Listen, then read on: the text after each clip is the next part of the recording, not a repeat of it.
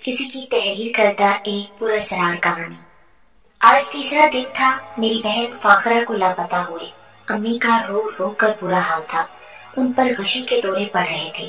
آغا جان نے پولیس میں رپورٹ درج کروا دی تھی، آس پاس کے سارے علاقے کو بھی چھانا جا چکا تھا، مگر میری چھوٹی بہن کا کچھ پتہ نہیں چل رہا تھا۔ میں چھوٹی بہن بھائیوں کو بھی سنبھال رہی تھی اور امی اور آغا جان کے لیے بھی بہت فکر مند تھی۔ وہ دونوں محض 3 دن میں ہی بہت بوڑھے اور شکستہ نظر آ رہے تھے۔ سارا خاندان جمع ہو چکا تھا، ہر شخص اپنے طور پر فاخرہ کو تلاش کرنے کی صحیح کر رہا تھا، مگر سب بے سود ثابت ہو رہا تھا۔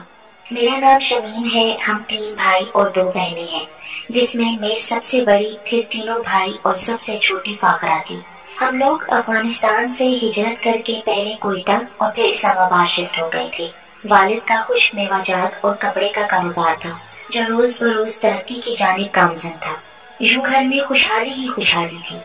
میری والدہ بہت عبادت گزار خاتون تھی اور انہوں نے ہماری تربیت بھی ایسی ہی کی تھی کہ ہم لوگ بچپن سے ہی نماز روزے کے پابند تھے۔ میرے والد صاحب سخت گیر تھے، مگر اپنی اولاد سے بے حد محبت رکھتے تھے۔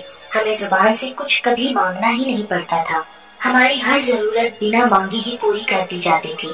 گھر میں پیسے کی ریل پیل تھی، لوگ ہماری زندگی کو رشک کی نظر سے دیکھتے تھے۔ ایسے میں میری 3 سالہ بہن فاخرہ اچانک لاپتہ ہو گئی۔ حیرت اور دکھ کی وجہ سے ہم سب کو چپ لگ گئی۔ حیرت اس لیے کہ وہ اتنی چھوٹی تھی کہ گھر سے باہر خود جا ہی نہیں سکتی تھی، پھر گیٹ پر چوکیدار بھی 24 گھنٹے موجود رہتا تھا۔ دکھ اس بات کا کہ کسی کو ہم سے کیا دشمنی کہ ہماری جان سے پیاری گڑیا کو ہم سے جدا کر دیا گیا۔ میں اور دونوں بھائی اپنے آغا جان سے زیادہ ملتے تھے، رنگ تو ہم سب کے ہی سرخ و سفید تھے، مگر فاخرہ اور اس سے بڑے بھائی کی آنکھیں اور بال میری امی جیسے تھے۔ نیلی آنکھوں اور سنہرے بالوں کی وجہ سے وہ دونوں بالکل انگریز لگتے تھے، جو ایک دفعہ دیکھتا تھا پیار کیے بنا نہ رہتا تھا۔ لوگوں کا تانتا بندھا ہوا تھا، سب حیران اور پریشان تھے کہ آخر بچی کہاں غائب ہو گئی۔ پولیس نے ہر ممکن کوشش کر ڈالی، مگر سب بے سود۔ مجھے اب فاخرہ سے زیادہ امی کی فکر تھی۔ جیسے جیسے وقت گزر رہا تھا ان کی حالت بگڑتی جا رہی تھی، پہروں روتی رہتی، دنوں بھوکی رہتی۔ میں اور آغا جان زبردستی کچھ کھلا دیتے تو ٹھیک، ورنہ سارا دن اور ساری رات برآمدے میں کھڑی مین دروازے کی طرف دیکھتی رہتی۔ مجبوراً ڈاکٹرز کے مشورے پر انہیں نیند کی انجیکشن دیے جانے لگے تاکہ ان کے اعصاب پرسکون رہے۔ میں خود 12 سال کی بچی تھی، کہاں تک اس تکلیف دہ صورتحال کا مقابلہ کرتی۔ فاخرہ کو لاپتہ ہوئے 1.5 ماہ بیت چکا تھا کہ ایک دن مجھے تیز بخار چڑھ گیا، ہاتھ پاؤں مڑ گئے، منہ سے جھاگ بہنے لگی تو آغا جان مجھے ہسپتال لے کر بھاگے۔ میں 4 دن ہسپتال میں رہی، بقول ڈاکٹرز کی کہ یہ کوئی معجزہ ہے جو میری زندگی بچ گئی۔ میں گھر واپس آنے سے خوفزدہ تھی کیونکہ میں گھر کی ابتر حالت سے تھک چکی تھی۔ وہ ماں جو ہر وقت ہم لوگوں کے لیے پریشان رہتی تھی، اب مجھے بالکل بے پرواہ محسوس ہوتی۔ بہرحال ساری زندگی ہسپتال میں تو نہیں رہا جا سکتا تھا۔ آغا جان مجھے گھر لے آئے۔ گھر میں داخل ہوتے ہی خوشگوار حیرت کا سامنا کرنا پڑا۔ امی ہمیشہ کی طرح کچن سے نکل کر آ رہی تھی، مجھے دیکھتے ہی خود سے لپٹا دیا۔ کیسی ہے میری جان؟ انہوں نے مسکرا کر میرے گالوں پر بوسہ دیتے ہوئے پوچھا۔ جواب دینے کی بجائے میں امی سے لپٹ کر دھاڑے مار کر روتی رہی۔ کیا ہوا شمیم کو؟ کیوں رو رہی ہو تم؟ جلدی ہی تمہاری طبیعت بالکل ٹھیک ہو جائے گی بیٹی، وہ مجھے دلاسا دے رہی تھی، پھر مجھے میرے کمرے میں لے گئی، بستر پر لٹا کر خود کھڑی ہو گئی۔ تم آرام کرو، میں نے تمہارے لیے سوپ بنایا ہے، وہ لاتی ہوں۔ بس اس دن کے بعد سب نارمل ہو گیا۔ ہم لوگ خوفزدہ تھے کہ آخر فاخرہ کا نام لیں گے تو امی پھر پہلے جیسی نہ ہو جائے، اسی لیے آغا جان نے سب کو سختی سے منع کر دیا تھا کہ کوئی پرانی باتیں نہ نکالے۔ ہم سب اب مکمل طور پر مایوس بھی ہو چکے تھے کہ اب ہماری بہن ہمیں کبھی نہیں مل سکتی۔ زندگی پرانی ڈگر پر لوٹ آئی، مگر ایک کسر تھی جو اکثر و بیشتر پریشان رکھتی تھی۔ انسان مر جائے تو صبر آ جاتا ہے، مگر کوئی کھو جائے تو دل ہر لمحہ تڑپتا رہتا ہے۔ امی سارا دن گھر کے کاموں میں مصروف رہتی، مگر عشاء کی نماز کے بعد لان کے کونے میں چھوٹے سے پودے کے پاس بیٹھی رہتی، شاید کوئی وظیفہ کرتی تھی۔ وہ پودا کب وہاں نکل آیا مالی بابا بھی نہیں جانتے تھے۔ اس پودے کو نکالنے کی کوشش کی کیونکہ اس کے دونوں جانب گلاب اور موگرے کے پودے تھے۔ وہ پودا درمیان میں بالکل عجیب سا لگتا تھا، मगर अम्मी ने इतना गुस्सा किया कि फिर कभी किसी की हिम्मत ही ना हुई। अम्मी उसका ख्याल बिल्कुल अपने बच्चों की तरह रखती थी। उसको रोज पानी खुद डालती, खुश्क पत्ते तोड़कर अलग करती, उस पर प्यार से हाथ फेरती। घर से बाहर निकलना अम्मी ने बिल्कुल बंद कर दिया था और अगर मेहमान आ जाते तो उनका बहुत ख्याल रखती। लेकिन इशा की नमाज अदा करने के बाद सीधी लॉन के उस हिस्से में पहुंच जाती जहां वो पौधा लगा हुआ था। मैंने अम्मी को उस पौधे से, जो वक्त के साथ काफी बड़ा हो गया था, बातें करते भी देखा और मुझे महसूस होता था जैसे वो भी अम्मी को देखकर झूमना शुरू कर देता हो। हवा हो ना हो, वो अपनी शाखें यूं लहलहाता जैसे अम्मी को थाम लेगा। कम से कम मुझे ऐसा लगता था। वो किस चीज का पौधा था कभी माली भी न समझ पाया। उसने अपने कई जानने वाले और मालियों से भी मालूम करने की कोशिश की, मगर किसी को अंदाजा न हुआ। वक्त गुजरता रहा। मैं बचपन से निकलकर जवानी की सरहदों में दाखिल हो गई। भाई भी स्कूलों से निकलकर कॉलेजों में पहुंचने लगे। तब आगा जान ने मेरी बात अपनी बहन के बेटे सरदार शेर अली से तय कर दी। वो दिन मेरी जिंदगी का हसीन तरीन दिन था। मेरी फूफो के बेटे शेर अली मुझे हमेशा से पसंद करते थे। वो वकालत के लिए लंदन में था और पढ़ाई मुकम्मल होने पर अगले साल मेरी शादी होना तय पाई। रात में खाने के बाद जब मेहमान चले गए तो अम्मी जल्दी जल्दी चीजें समेट रही थी।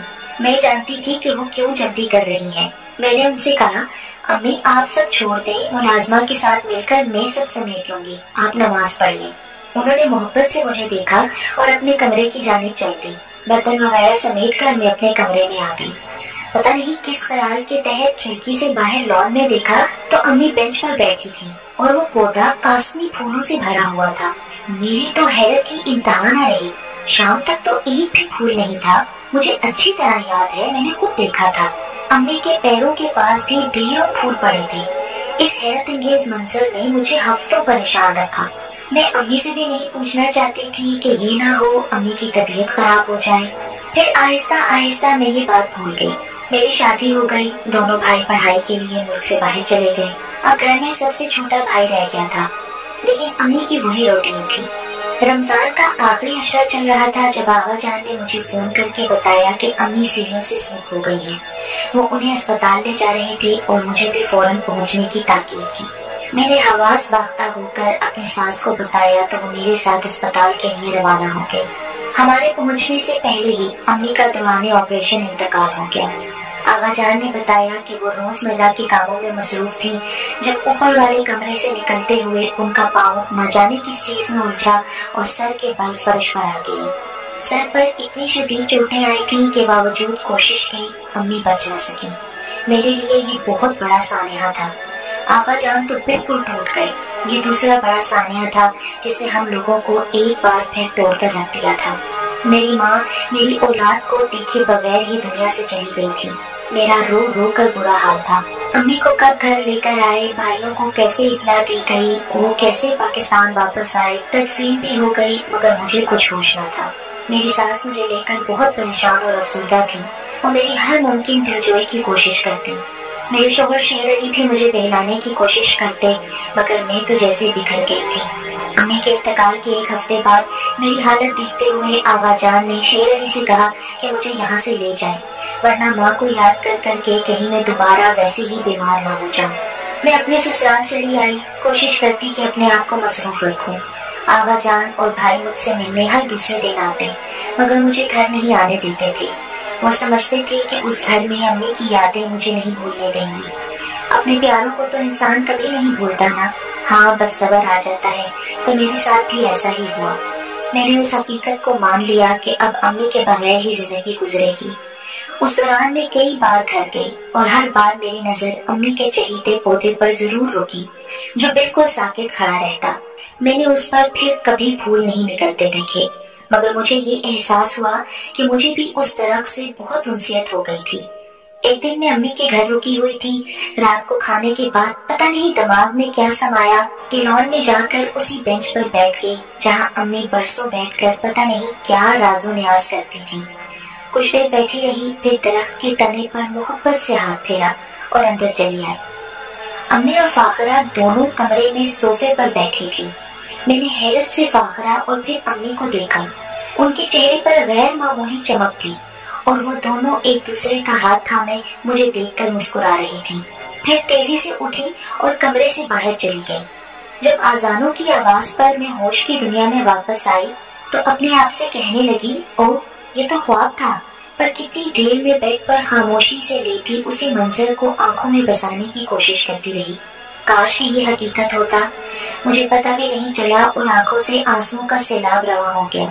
मैंने उठकर वुजू किया, नमाज पढ़ी, अपनी बहन और अपनी माँ के लिए ढेरों दुआएं की। मुझे वो अपने इंतकाल के पूरे 2 माह बाद नजर आई थी और बहुत खुश नजर आई थी। इसी वजह से मेरा कुछ दिल मुतमईन हो गया।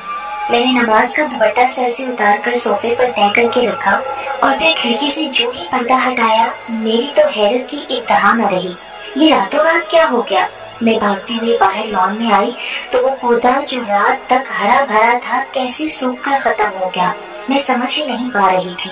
पौधे पर एक भी पत्ता मौजूद न था। घर के बाकी अफराद भी ये मंजर देखकर हैरत ज़दा थे।